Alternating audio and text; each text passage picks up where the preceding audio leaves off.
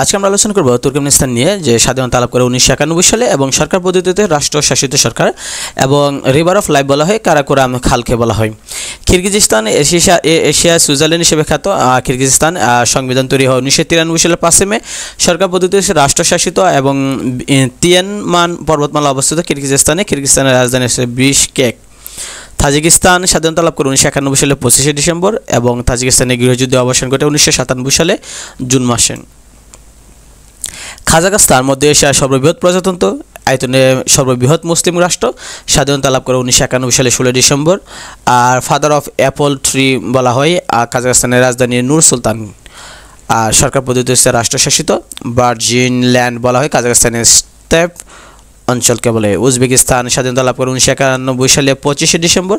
সরকার পদ্ধতি হচ্ছে রাষ্ট্রশাসিত, মানে রাষ্ট্রপতি শাসিত সরকার। আর সিটি অফ ফাউন্টেন্স বলা হয় উজবেকিস্তানের রাজধানী তাশকন্দকে। আজারবাইজান সেটা হচ্ছে রাষ্ট্রপতি শাসিত সরকার ব্যবস্থা, স্বাধীনতা অর্জন করে 1991 সালে। আর মধ্য এশিয়ার শিয়া অধ্যুষিত মুসলিম দেশ হচ্ছে আজারবাইজান, অর্থাৎ এই অঞ্চলে আজারবাইজান দেশে শিয়া বেশি থাকে।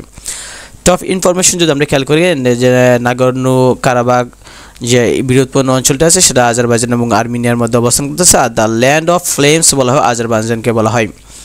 তো বিসিএসে 2টা আসছে আর পিএসসিতে 1টা আসছে।